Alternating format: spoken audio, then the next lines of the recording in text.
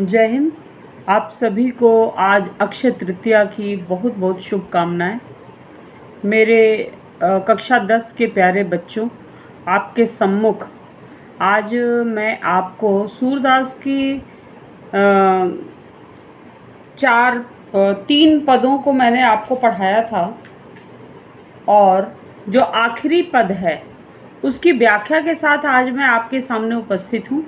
लेकिन उसके पूर्व आपको मैं बता देना चाहती हूँ कि आज का दिन बड़ा शुभ है। आज के दिन का किया हुआ कोई भी पुण्य कार्य कभी नष्ट नहीं होता और आज के दिन का किया हुआ कोई भी पापक कर्म कभी विनष्ट नहीं होता। यह आज के दिन की अक्षय तृतीया की बहुत बड़ी खासियत है। और दूसरा पॉइंट अक्षय तृतीया का यह है कि आज ही के दिन त्रेता युग का प्रारंभ हुआ था। तो इस युग में भगवान विष्णु के 6वें अवतार भगवान परशुराम जी का जन्मदिन भी मनाया जाता है। और परशुराम का नाम परशुराम क्यों पड़ा?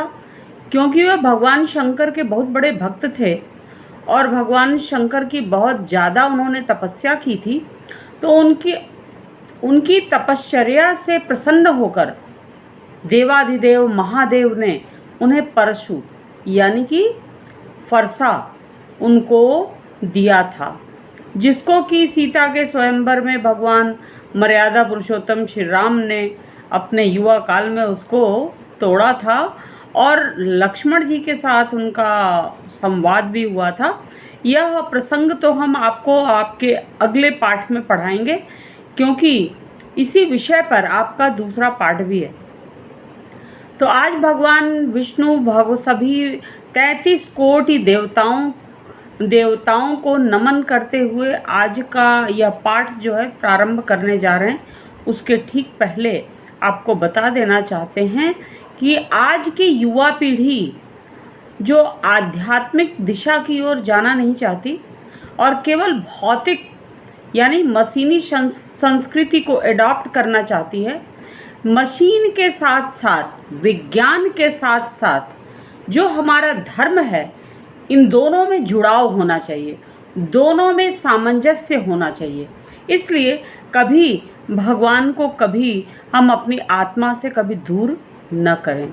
इसलिए संत तुकडोजी महाराज ने कहा था, हर देश में तू हर वेश में तू, तेरे नाम अनेक थी, तेरे नाम अनेक तू एक ही है, तेरी रंग भूमि यह विश्व भरा, सब खेल में मेल में तू ही तो है, सागर से उठा बादल बन के, बादल से फटा जल हो करके, फिर नहर बना नदियाँ गहरी, तेरे भिन्न प्रकार तू एक ही है।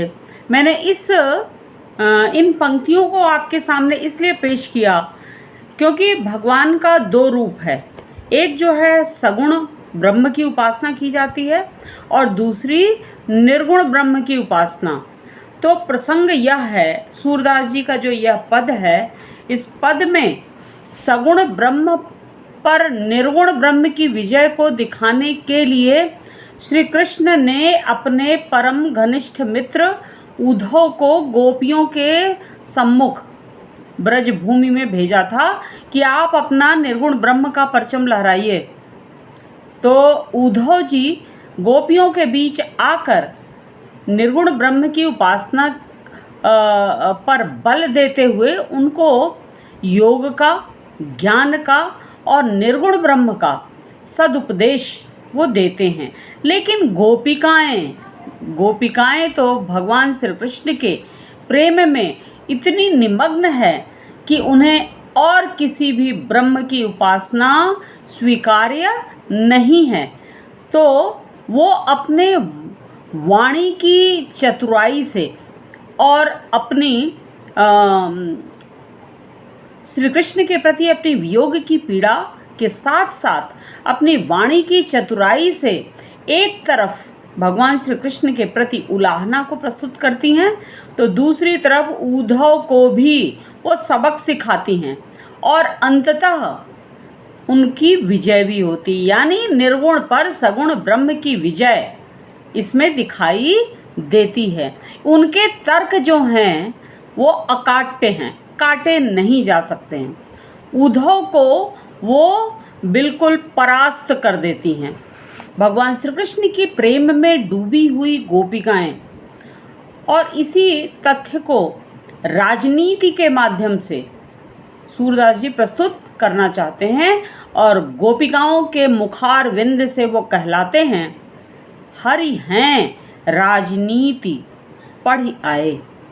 हरि माने भगवान कृष्ण, भगवान विष्णु के मानवावतार। द्वापर युग में जब उनका मानवावतार हुआ, 16 से 18 वर्ष के बीच उन्होंने ब्रजभूमि का त्याग कर दिया और वो मथुरा चले गए। और मथुरा जाना उनका उचित भी था, क्योंकि बाबा वासुदेव और वसुदेव और उनकी माता देवकी जी को जेल से बाहर भी निकालना था और कंस का वध भी करना था। परम आतताई कंस का वध करने के उद्देश्य से वो मथुरा की ओर चले जाते हैं। तो जब जाते हैं तो गोपिकाओं का तन और मन ये दोनों ही वो भगवान श्री कृष्ण, ऐसा लगता है कि भगवान श्री कृष्ण उनके मन को अपने साथ लिए जा रहे हैं।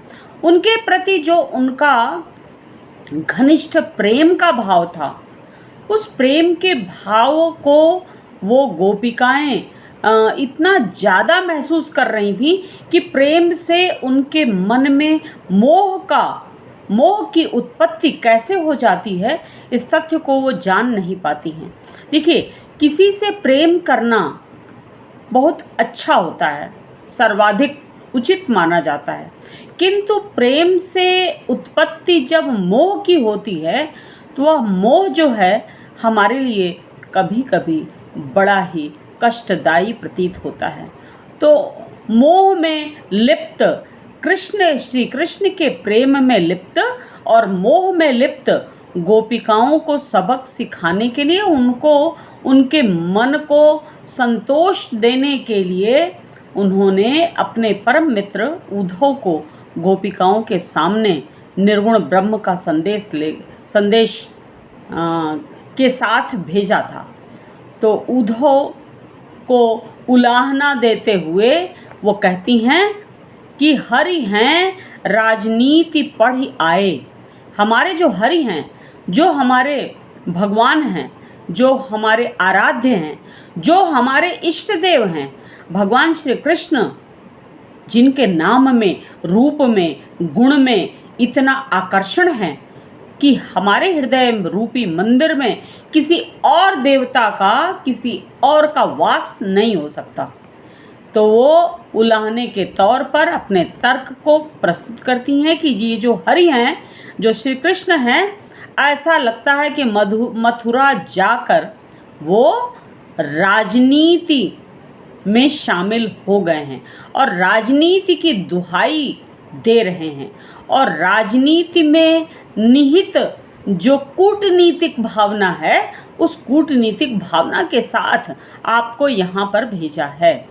तो वो राजनीति का शास्त्र जो उन्होंने पढ़ लिया है, उस शास्त्र को मैं भली प्रकार हम लोग समझ चुके हैं। आगे वो कहती हैं श्री कृष्ण के प्रेम में लिप्त गोपिकाएं जो तर्क देती हैं वो बड़ा ही अकाट्य तर्क है। आगे देखिएगा, समुझी बात कहत मधुकर के समाचार सब पाए।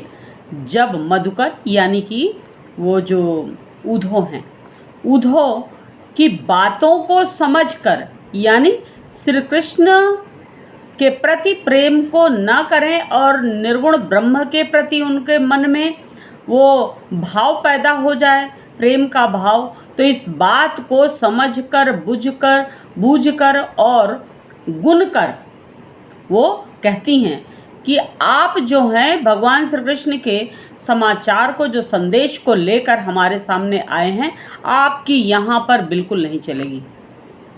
फिर आगे वो कहती हैं, इक अति चतुर हुते पहिलौं ही। देखिए ब्रज भाषा में एक पद लिखा गया है। तो वो कहती हैं, इक अति चतुर हुते पहले ही अब गुरु ग्रंथ पढ़ाए।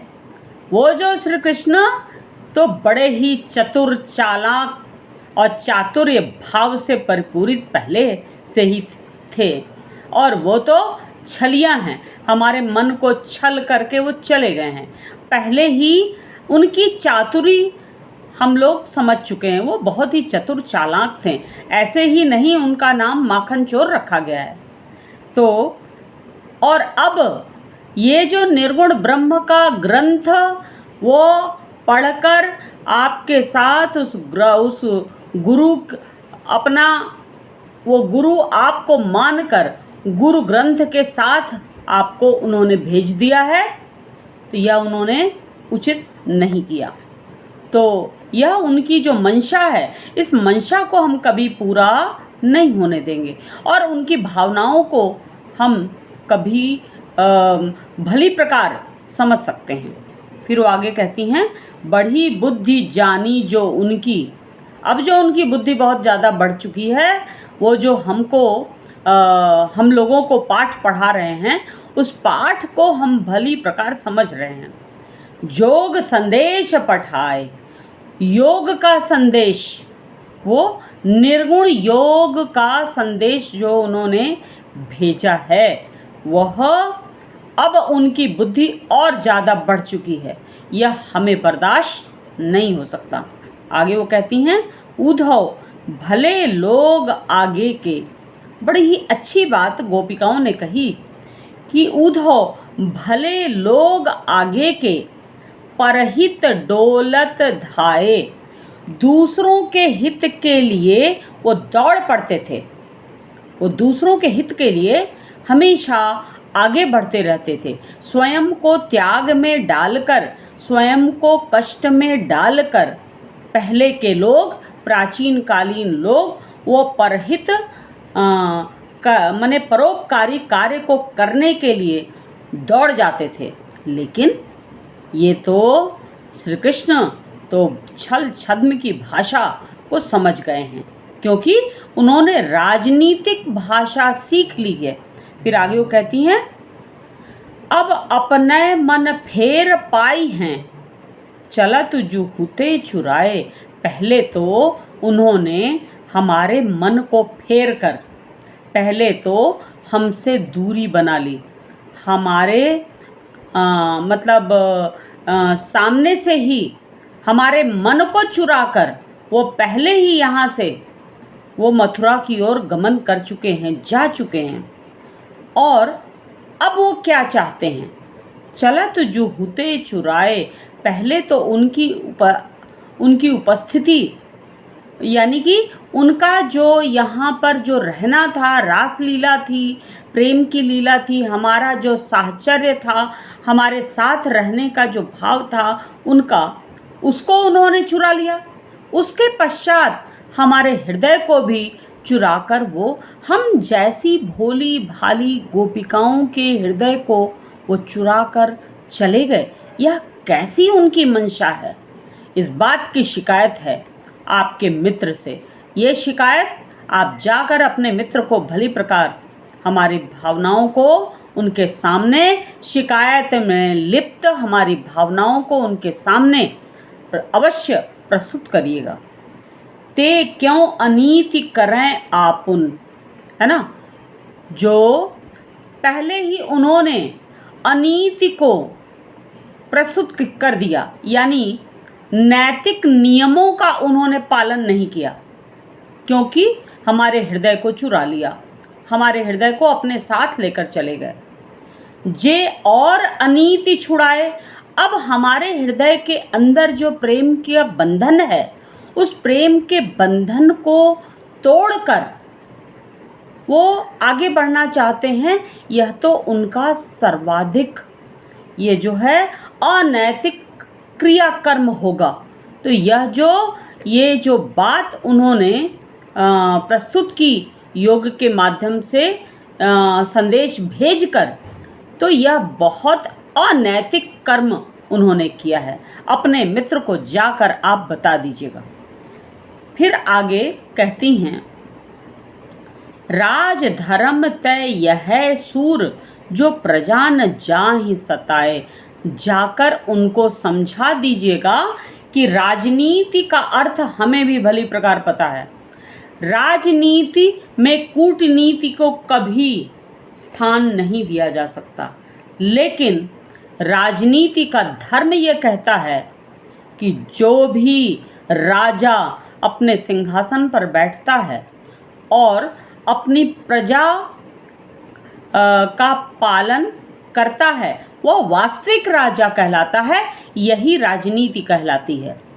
और प्रजा के प्रति अनैतिक अहितकारी कार्यों को कभी नहीं करना चाहिए।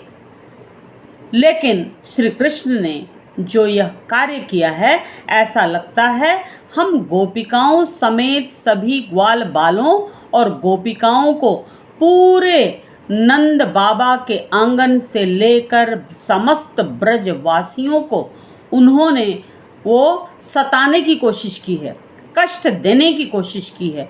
यह उनकी राजनीति हमारे समझ में नहीं आती।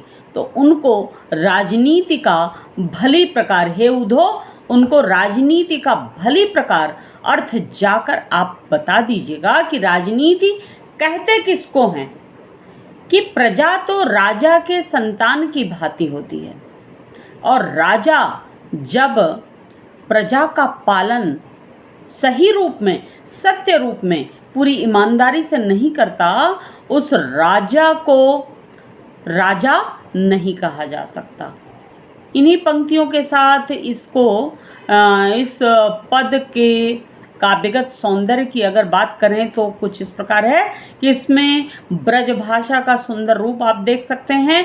इसमें वाणी की वाग विदग्धता को प्रस्तुत किया गया है, यानी कि वियोग की पीड़ा के साथ ही साथ गोपिकाओं के वाक चातुर्य को भी भली प्रकार प्रस्तुत किया गया है। और अनुप्रास अलंकार की हर पंक्ति में छटा विराजमान है। इसी के साथ आपसे हम विदा लेते हैं। मिलते हैं अगले वीडियो में, जो आपके सामने वो अगले पाठ को लेकर हम प्रस्तुत होंगे। तब तक के लिए नमस्कार, धन्यवाद।